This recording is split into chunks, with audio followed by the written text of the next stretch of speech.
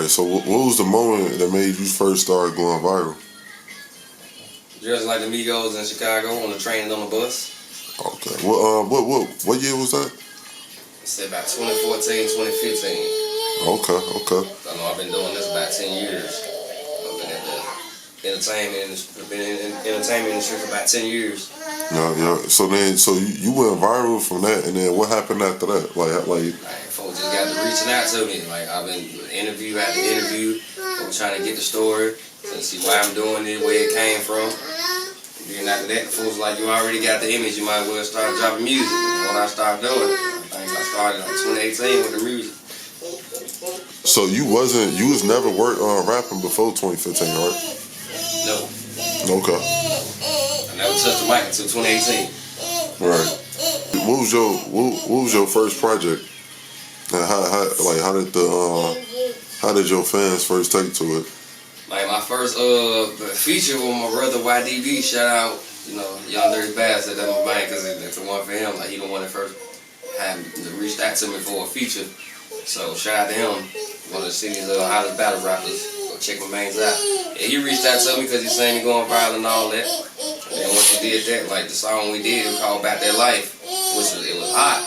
Like the first, 2 days, it was like 100,000. Right. Because people already didn't recognize who I was. And like, I'm making music, now you sound good. Like, everywhere I went on the south side, like, shit, down in the city.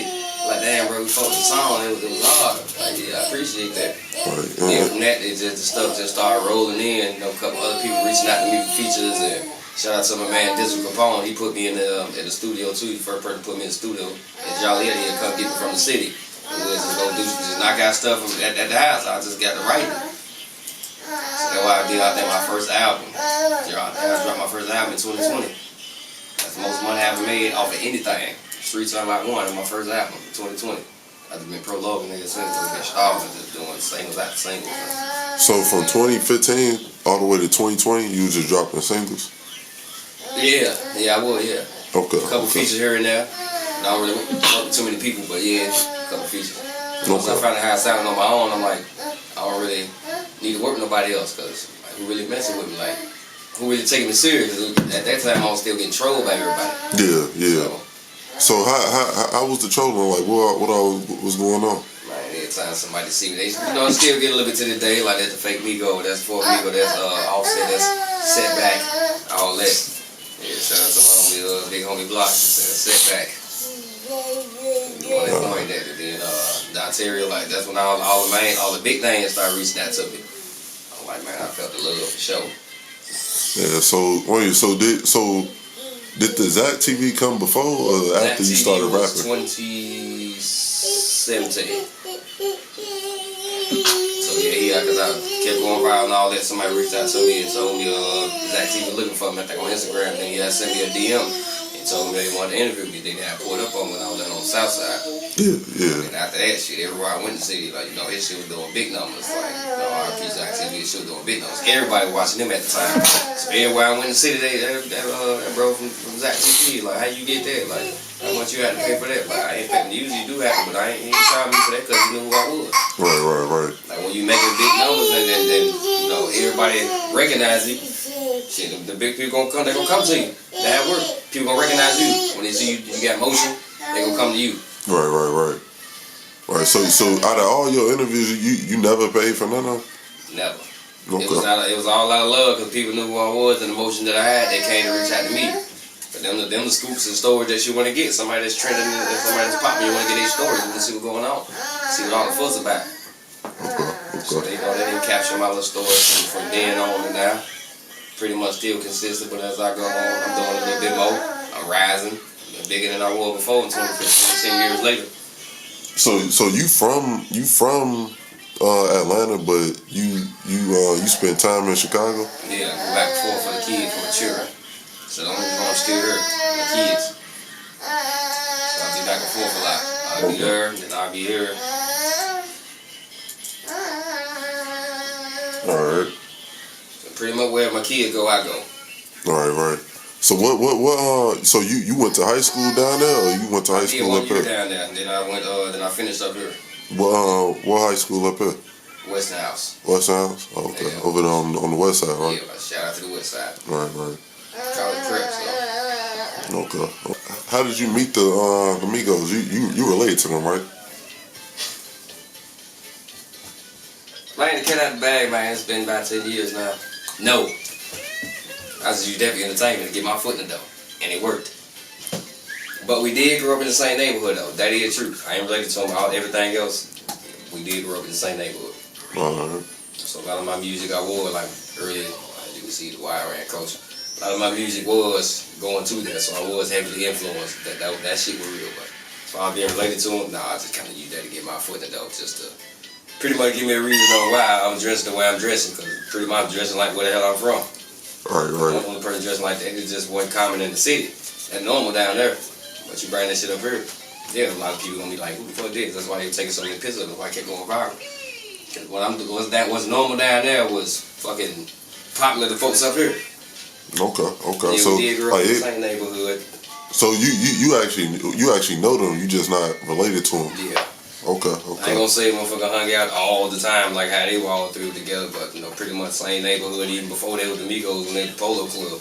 We used to hang out and do shit. Alright, so when Takeoff died, you still like, you know what I'm saying, that still hit a nerve, right? Yeah, remember I did an interview with my man Curtis. I already had some shit planned that we supposed to do that day once I found out about the news, and I actually cried during the interview. People thought that was just for that, like that was like I was acting, like that shit was real. Yeah, that shit was imagine real. Like your fucking mentor and like, your teacher, like your favorite person just died. And I really felt that.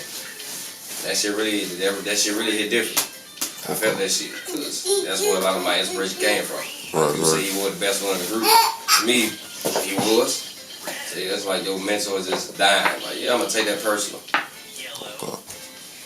So you say y'all grew up together and stuff, right? Same neighborhood we did. Like I said, we went to Berkmar High School with for the first year, my freshman year. So. Okay. Quavo was there, Berkmar High School. Yeah. So I did a year there, my first year before I left Atlanta, then came to Chicago. Okay. So wait a minute. So with that, cause I think I've seen you with like a QC chain and stuff. You signed the QC or you just, you know what I'm saying, you just representing for your folks? I was putting on. I was one of the deal. Okay. So once I left down there and I came to the Midwest, I'm definitely heavy on. I'm gonna spread the influence up here. And I definitely did, because it worked. Because everybody called me for Migo. I represented the hell out of that. Like, that was everything. That was my brand. That was my image. Like, you couldn't tell me nothing.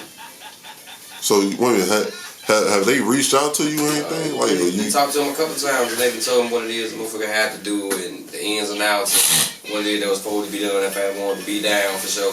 Yeah, the conversation's been had about the label owners themselves, the people that was behind them, the Migos themselves. I already knew the scoop and what it is I wanted to do. And what had to be done if I wanted to do that.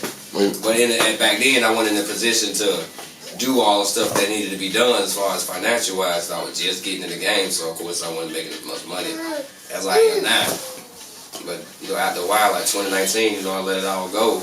That's when I really started making the most money. So if I ever wanted to go back to that and really join and do that type of shit, I could. Right. But by that time, I dropped all that. I dropped my name. I used to go by YRN Mango before I dropped the name. I didn't want people to keep comparing me to Mango Food, the folk that, the food that down there and that was rocking with him type shit, man. He done got into it over on Facebook and Twitter, Instagram a couple times. No, you ain't never knew him. You ain't grow up with him. No, I didn't. I mean, he was around him, but I never really knew who he was. Like folks stayed trying to compare me to him, so I'm trying to be him. Like we don't sound nothing like, we don't look nothing like.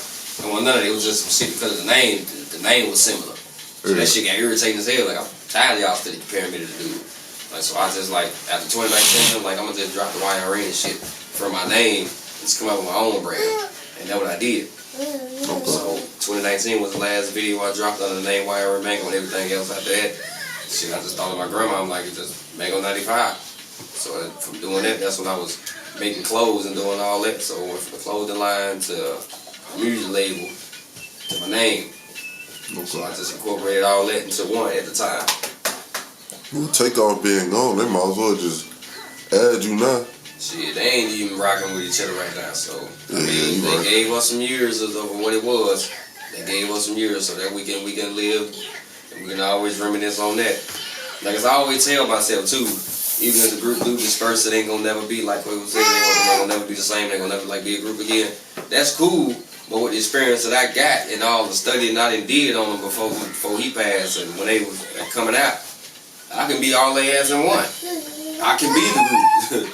That's the crazy part. I've been studying the craft for so long. I got all that shit down packed. I can be the group. We don't need another Migos. That's what I'm saying. That when folks telling me, they were trolling me on Instagram and shit after I was posting and shit to take off and all that. So you will never replace him. You will never be him. Like, I ain't trying to be him. It can never be replicated. I can be the group if I wanted to. You got the cadence, the style, the sound. I got all of that. All three of them in one. So I can be that. Like I said, I might do still pick that up one day. I still might do take myself up on that. Be the group.